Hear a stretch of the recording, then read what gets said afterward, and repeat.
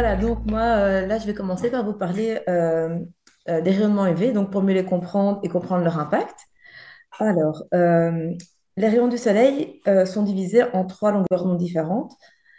On va distinguer donc les infrarouges, ceux qui vont procurer la chaleur.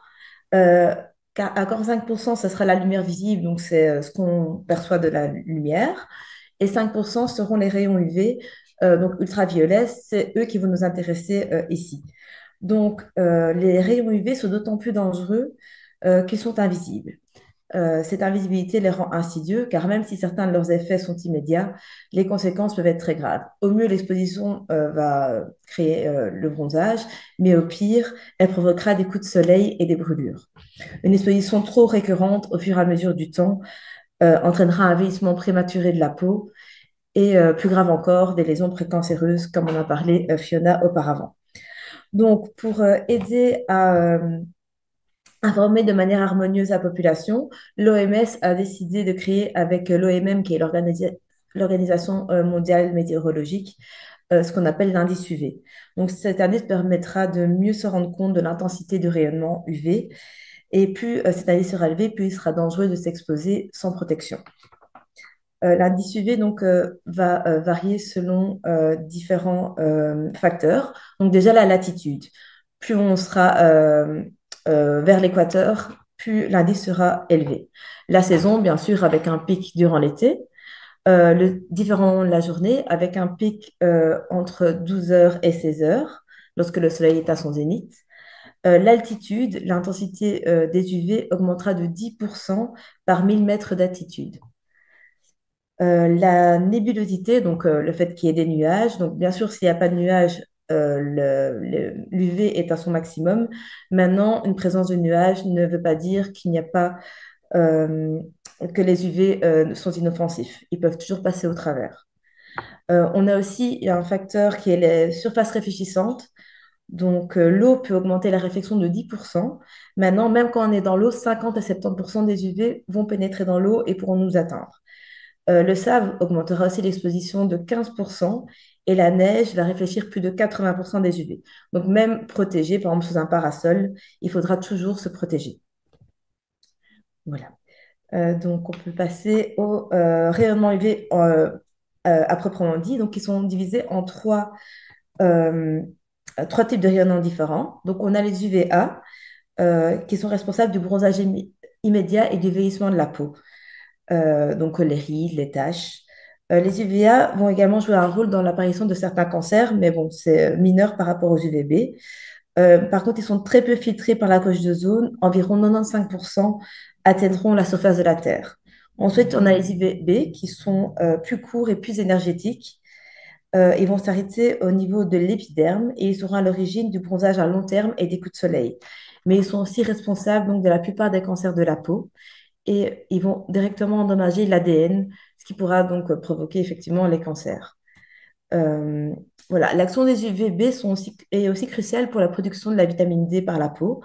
Pour cela, il suffira d'une exposition de 20 à 30 minutes par jour sur une zone plus ou moins élargie de la peau. Donc, on va plutôt aller sur les bras et le visage et une partie de la poitrine durant l'été. Mais ça aussi, ça variera selon la carnation de la peau, donc la couleur de la peau. Ensuite, il y a les UVC. Heureusement, il ne faut pas s'en occuper car ils sont complètement bloqués par la couche d'ozone. Et tant mieux car ils sont très, très dangereux. Euh, euh, heureusement qu'ils n'atteignent pas la surface de la Terre. Il sera important de noter que les UVA pénètrent très facilement et profondément dans la peau. Et donc, ils vont atteindre le derme. Quant aux UVB, seuls 5 à 10% atteindront la peau, mais ils sont 1000 fois plus puissants que les UVA. Et donc seront dits responsables des dommages cellulaires au niveau de l'ADN des mélanocytes. Donc, face aux UV, la peau va mettre en place des mécanismes de défense. Voilà, c'est un processus complexe qui va impliquer la mélanine, qui est un pigment protecteur. Donc, lorsque les UV frappent la peau, il y a deux mécanismes de protection. Donc, déjà, de un, la protection de mélanine, qui va former un parapluie protecteur autour des noyaux des cellules de la peau pour protéger l'ADN, mais aussi un épaississement de la peau par une augmentation cellulaire des cellules de la peau, mais ce processus peut malheureusement parfois dégénérer et devenir anarchique, ce qui va entraîner un épaississement irrégulier de la peau, des rougeurs, voire des lésions précancéreuses. Voilà, ces deux stratégies vont former ensemble la photoprotection adaptative de l'individu, qui sera essentielle pour protéger la peau. Donc, ce qu'il faut bien comprendre, c'est que le bronzage et l'épaississement de la peau sont en réalité des défenses du corps face à une agression, qui aura pour but de limiter les dommages sur l'ADN. C'est pourquoi il est crucial de retenir qu'il n'existe pas de bronzage sans danger. Donc, il y a différents facteurs euh, de sensibilité face au soleil. Donc, on a trois facteurs principaux. Le type de peau, donc les phototypes, la carnation, la couleur de la peau. L'épaisseur de la peau, donc qui va souvent varier selon l'âge. Et aussi l'intensité, donc l'indice UV. Donc, pour les phototypes, donc il existe deux types de classements différents des phototypes. Un phototype, on va dire, un peu plus vulgarisé, celui utilisé par Euromélanoma, qui est divisé en quatre parties. Et aussi donc le phototype de Fitzpatrick, qui lui est divisé en six parties. Voilà, donc on va retenir que le phototype 1 sera généralement sera le plus clair, et ensuite on ira au phototype 4 à 6 pour Fitzpatrick, et là, ça sera un phototype d'une couleur de peau beaucoup plus foncée à noir. Donc, voilà, sur la diapo suivante, on va pouvoir voir donc, les différents phototypes. Généralement, phototype 1 à 3, selon Fitzpatrick, sont les phototypes les plus vulnérables au soleil, qui vont plus facilement brûler, moins bien bronzer. Et les 4, 5, 6 seront beaucoup plus tolérants envers le soleil. Euh, donc, on a le phototype numéro 1, donc typiquement les personnes peau très claire, cheveux très clairs, taches de rousseur apparentes, yeux clairs.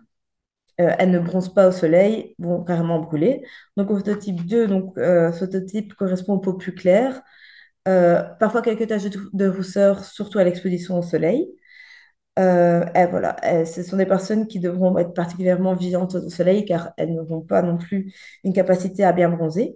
Le phototype 3, donc, c'est des personnes qui pourront bronzer un peu plus progressivement avec une peau claire. Le phototype 4, là, on est déjà chez les personnes qui ont une peau plus mate, des cheveux châtains à bruns.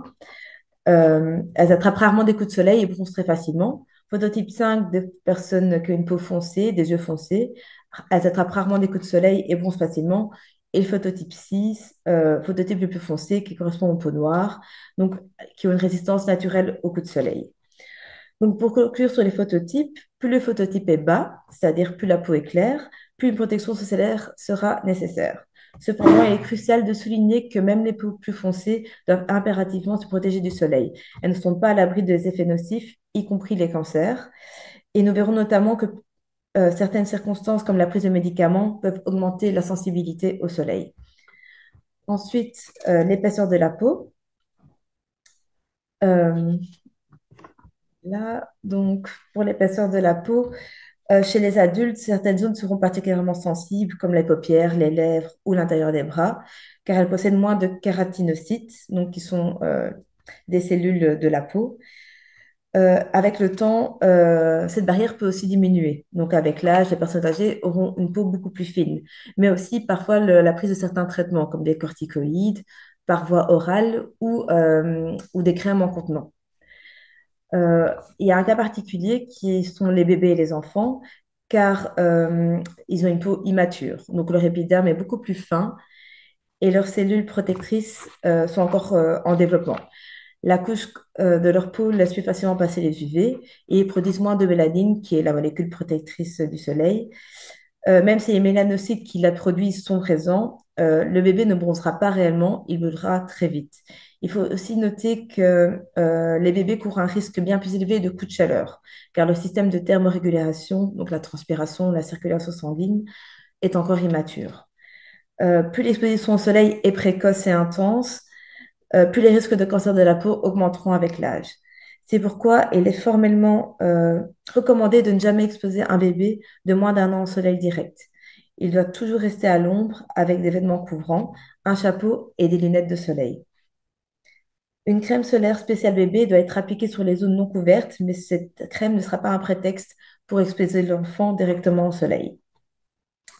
Ensuite, pour les indices UV, donc elle permettra de mesurer quelle mesure adapter selon l'indice UV du moment. Donc, un indice UV qui va de 0 à 2 est un indice UV faible, le risque est minimal, une protection n'est généralement pas nécessaire pour les activités habituelles faites en extérieur, sauf pour les personnes très sensibles, on pourra mettre toujours une paire de lunettes de soleil ou si l'exposition est très prolongée. Un indice UV allant de 3 à 5, le risque sera modéré. Il faudra chercher l'ombre aux heures les plus chaudes. Euh, Porter un chapeau à large bord, des lunettes de soleil et une crème solaire avec un minimum un SPF 30. L'indice UV de 6 à 7, le risque est déjà plus élevé. La protection est essentielle. Il faudra éviter de s'exposer entre midi et 16 heures. Toujours se couvrir avec des vêtements, un chapeau et des lunettes de soleil. Appliquer généreusement une crème solaire avec un minimum de protection 30 et renouveler très souvent l'application. Généralement, c'est toutes les 2 heures.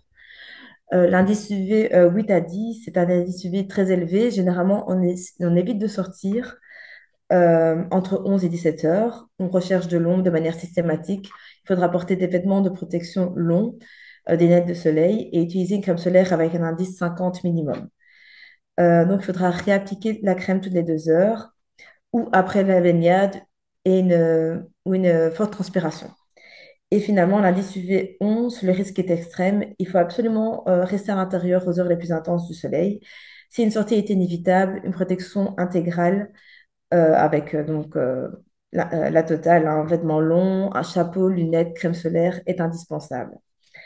Euh, Connaître l'indice UV du jour et adapter les habitudes en conséquence sera le meilleur moyen de profiter du soleil en protégeant efficacement votre peau et votre santé à long terme.